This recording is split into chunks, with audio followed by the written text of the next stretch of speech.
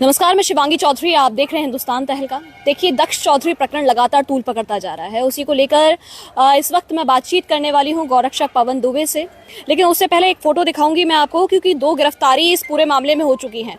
दक्ष चौधरी और उनके साथी जिस तरीके से वृंदावन के ठेके पर पहुंचकर उन्होंने जो उत्पात मचाया था, उसके बाद की हर चीज आप लगातार सोशल मीडिया के माध्यम से कंटिन्यू देख पा रहे होंगे।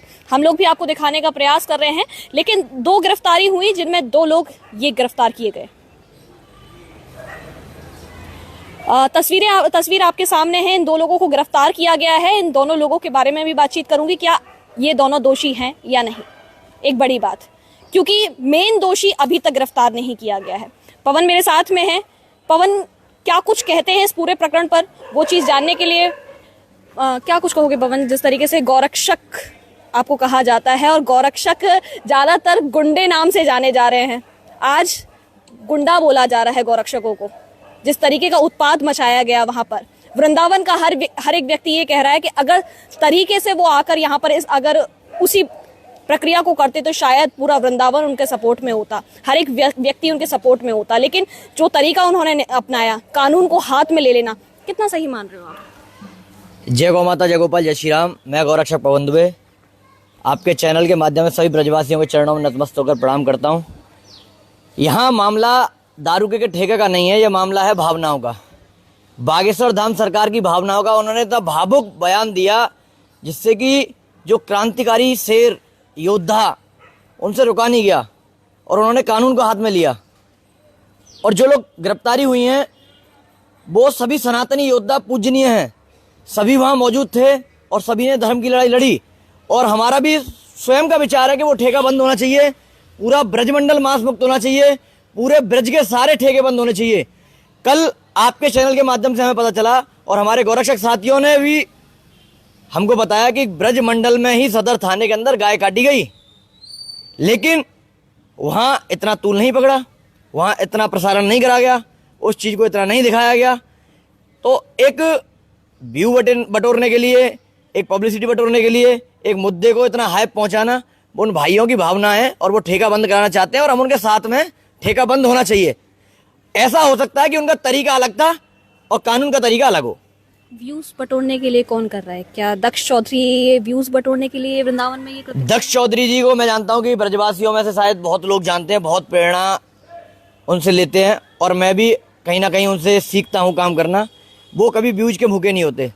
मैं आपके चैनल के माध्यम से बता दूं कि दक्ष चौधरी जी की हर 2 महीने में 3 महीने में आईडी खत्म कर दी जाती है, क्योंकि इतने विधर्मी रिपोर्ट करते हैं कि उनकी आईडी हर 2-3 महीने में उड़ जाती है और बैकअप में हर दूसरी तीसरी आईडी चलती रहती है। ऊपर वाली उड़ जाती है, नीचे वाली बैकअप में आ जाती है। उन्हें व्यू का कोई लालच ही नहीं है। वो लव जिहाद के लिए, अभी आपने देखा होगा एक विधर्मी लड़की ने जो बयान दिया था गाय काट के खाएंगे, उसका भी इलाज हमारे अक्कू भाई दक्ष चौधरी, डॉक्टर प्रकाश और अभिषेक जी ने किया। ऐसे ही न जाने कितने मामलों में भाई ने बार बार रोहियों को मार मार के भगाया। भाई कट्टरवादी हैं और हम सनातनियों के लिए घमंड है हमारा भाई। हम कहते हैं भाई हमारा बब्बर शेर है। अभी आपने शुरुआत में कहा भावुक एक बयान, और उस भावुक बयान की वजह से उन्होंने कानून हाथ में ले लिया। कि भावुकता में आकर कानून हाथ में ले लेना सही चीज है?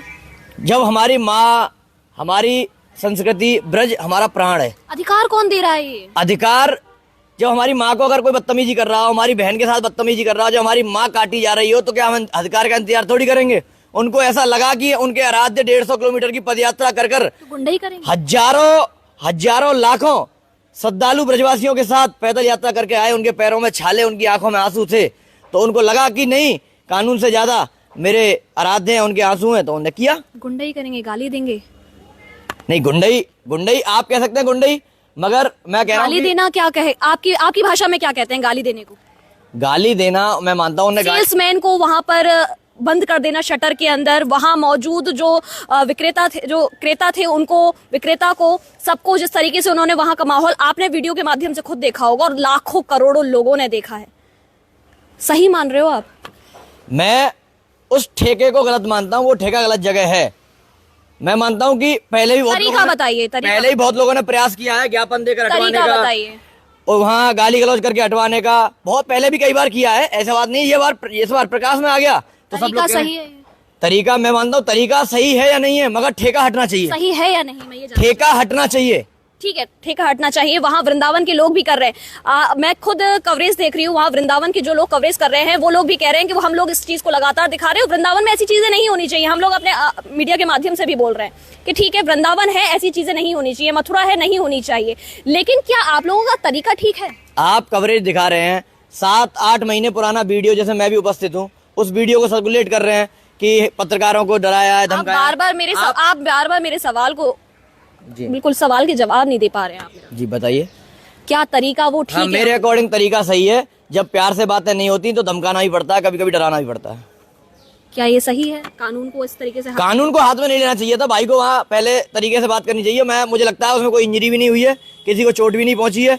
हाँ, गाली हो सकता है भाई के स्वभाव में हो, गाली। ये सनातन कहता है कि गाली देकर के आप किसी को इस तरीके से टॉर्चर करें। सनातन धर्म तो हमारा कहता है कि हमारे सनातन धरती पर कोई मांस कटना ही नहीं चाहिए, गाय कटनी नहीं चाहिए, मगर ऐसा होता तो नहीं है। ऐसा तो नहीं होता एकादशी के दिन गोवर्धन में गाय कट जाती है, वहां कोई तूल नहीं पकड़ता।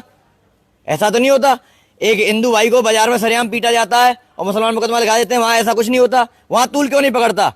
अब यहाँ पत्रकार बंधु कह रहे हैं कि हमसे भला बुरा बोला है, हमसे। अरे भाई, उन्होंने बेधर्मियों से बोला है। मैंने आज तक किसी पत्रकार को कभी असभ्यता करी हो तो मेरे भाई क्यों करेंगे? जब मैं तो मानता हूं, उनका सम्मान करता हूं कि वो 150 किलोमीटर दूर से आकर और यहाँ हमारी लड़ाई लड़ रहे हैं। हम सबको उनका साथ देना चाहिए। आपने एक बहुत बड़ी बात बोल दी। क्या आप नहीं लड़ पा रहे थे अपनी लड़ाई? हम बिल्कुल लड़ रहे हैं, हम लड़ रहे हैं। 2 साल से हम प्रयास कर रहे हैं। फिर वो लोग आकर के इस तरीके की चीजें आप लोग क्यों नहीं कर पाए? हम कभी अलग। ये सवाल मैं नहीं पूछ रही हूँ, ये सवाल हर वृंदावन का, मथुरा का वासी पूछ रहा है। मैं सभी ब्रजवासियों को बताना चाहता हूँ कि हम कभी भी किसी को अलग नहीं मानते। हमारे सारे सनातनी भाई, सारे सनातनी योद्धा एक हैं। नूह में दंगा हुआ था तब वहां हम उपस्थित थे, हरियाणा में। दिल्ली में जब भी कोई मामला होता है हम भी यहाँ से जाते हैं। धीरेन्द्र शास्त्री जी ने आह्वान किया कि दिल्ली पहुंचना है तो हम भी दिल्ली पहुंचे। अगर यहाँ के लोग आह्वान कर रहे हैं, दिल्ली के लोग आ रहे हैं, तो क्या दिक्कत है भाई?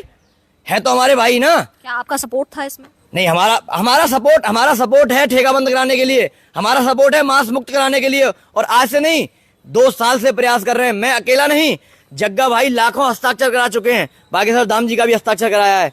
हमारे न जाने कितने भाइयों ने महापंचायतें करी हैं। सुनील जी भाई साहब, बरसाना महापंचायत हुई। ब्रज में कितनी बार मांस मुक्त के लिए पंचायतें हो गई, कितनी बार मांस मुक्त के लिए धरनाएं हो गए, मगर नहीं हो पा रहा लीगल तरीके से। उनने अपने तरीके से कार्य किया, मगर हम समर्थन में हैं। मांस मुक्त होना चाहिए, ब्रज मंडल नशा मुक्त होना चाहिए।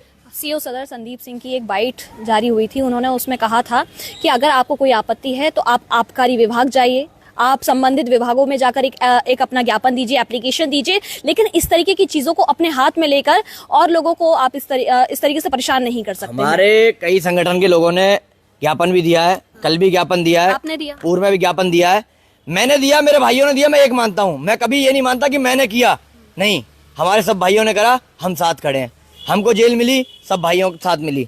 हम अगर हमारे भाई किसी को मिली तो हम साथ खड़े हैं। हम कभी अपना पराया मानते ही नहीं। मैं कभी हुई नहीं, मैं बिल्कुल नहीं हूँ, मैं बिल्कुल ना तुच्छ हूँ। मैं सब भाइयों के साथ खड़ा हूँ। और मैं तुम्हें पहले एक चीज़ बता दूँ, मैं ब्रजवासी हूँ, ब्रज में मेरा जन्म हुआ है, मेरे माथे पर हमेशा टीका रहता है। ये ब्रज की पहचान है। ये यमुना माँ की रज है जो मेरे माथे पर हमेशा रहती है। और जो कहते हैं ना कि गौरक्षक दारू पीते हैं, मैं जीता जागता एग्जाम्पल हूँ। मैंने कभी सुपारी का सेवन नहीं करा, कभी चाय तक का सेवन नहीं करा, दारू, तलब, गुटखा, तम्बाकू का सेवन नहीं करा।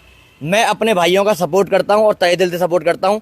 कोर्ट से लेकर जेल से लेकर बेल तक उनके साथ खड़ा हूँ, मगर ठेका बंद होना चाहिए। पवन, एक चीज तो आप देखो ना कि लगातार जिस तरीके की बातें हमेशा तूल पकड़ लेती हैं कि गौरक्षक ऐसे होते हैं, फिर चाहे हम किसी विभाग में भी बैठ जाते हैं, जाकर के किसी अधिकारी के सामने भी बैठ जाते हैं, तो वही कहते हैं कि हाँ, गौरक्षकों के बारे में क्या। आप प्रूव करिए ना, गुंडे गौरक्षक हैं कहाँ? आप प्रूव करिए कहाँ गुंडे हैं। 5 लाख रुपए मांग लिए भाई ने, आपने पूरी वीडियो अपने चैनल पर चलाई। आप मुझे बताओ कि 5 लाख रुपए की चौथ कहाँ मांगी? कहीं मांगी? तो उसमें उन्होंने क्या कहा कि मैं वर्दी खा जाऊंगा। नहीं, ये कौन सा तरीका था? अरे जब अनलीगल काम करोगे तो भाई वर्दी खा जा, वो नहीं खाओगे तो न्यायाधीश खा जाएंगे, कोर्ट खा जाएगा, न्यायालय खा जाएगा। वो कौन होते हैं ये बात बोलने वाले? एक उत्तर प्रदेश पुलिस के एक अधिकारी को आप इस तरीके से बोल रहे हैं, आप क्या राइट्स बनते हैं? आप उत्तर प्रदेश पुलिस के अधिकारी को ये नहीं बोल रहे कि वर्दी खा जाऊंगा, उनको ये बता रहे हैं कि न्यायालय के सामने आप अनलीगल उन पर आरोप लगा रहे हैं, तो इससे आपकी वर्दी भी जा सकती है। बोलने का तरीका अलग हो सकता है उनका, मगर समझने का तरीका यह है कि अगर आप 5 लाख रुपए की अनलीगल चौथ वसूली लगा रहे हो तो आपकी वर्दी भी जा सकती है। 5 नामजद, 10-15 अज्ञात, जो 2 लड़के पकड़े गए हैं, क्या वो गुनहगार हैं? मैं मानता हूँ सनातन की लड़ाई में कोई भी हो, कोई गुनहगार नहीं है। जो माता, वो लोग वहां पर मौजूद थे, ये पुलिस का विषय है, ये जांच का विषय है, विवेचना में हो सकता है प्रशासन ने विवेचना में उनको पाया होगा तो जरूर भेजा होगा। हम उन दोनों भाइयों के साथ भी खड़े हैं। मैं अभी भी कोर्ट से आ रहा हूँ, उन दोनों भाइयों के साथ खड़ा हूँ, उनकी बेल करा रहे हैं। वो हमारे अनजान है भले ही। वीडियो जो हम लोग देख रहे हैं सोशल मीडिया के माध्यम से, वो दोनों लड़के उन वीडियो में दूर दूर तक कहीं नजर नहीं आ रहे हैं, और जो लड़के नजर आ रहे हैं वो अभी तक गिरफ्त में नहीं है। तो ये तो बहुत अच्छी बात है। आपकी चीज और ज्यादा क्लियर हो गई जब आप देख रहे हैं कि वीडियो में वो दो लोग नहीं है। तो ये तो पत्रकारों को उल्टा सवाल करना चाहिए पुलिस से। मैंने तो ऐसा किसी पत्रकार का इंटरव्यू नहीं देखा किसी ने पुलिस से जाके सवाल करा होगा ये दो लोग तो थे ही नहीं वीडियो में, आपने कैसे गिरफ्तार करके जेल भेज दिया। इसका मतलब कहीं ना कहीं पत्रकार भी हमारे प्रशासन से सवाल नहीं पूछते। मैं आपसे सवाल पूछ रही हूं। नहीं, मैं भी तो पूछ रहा हूं ना कि कहीं ना कहीं पत्रकारों ने प्रशासन से नहीं पूछा कि ये तो वीडियो में थे ही नहीं, इनको क्यों जेल भेज दिया। कहीं पूछा? किसी ने नहीं पूछा। मैंने कोई इंटरव्यू ऐसा नहीं देखा। ये तो गलत हुआ उन भाइयों के साथ। पूछने का काम मैं आपसे कर रही हूँ, आपसे जानना चाहती हूँ वो लोग कहाँ हैं जो गुनहगार थे जिन्होंने वहां पर वो बुरा कृत्य किया। वो गुनहगार जो लोग हैं, जो आपकी नजर में गुनहगार हैं, वो भी यही है। पुलिस ने कल मुझे ही बुलाया था थाने पूछताछ के लिए, मैं भी गया। वृंदावन वासियों पर, ब्रजवासियों पर धिक्कार कह रहे थे कि धिक्कार है ब्रजवासियों पर। उनने गलत कहा, मैं कह रहा हूँ खड़े होकर ब्रजवासियों पर धिक्कार है।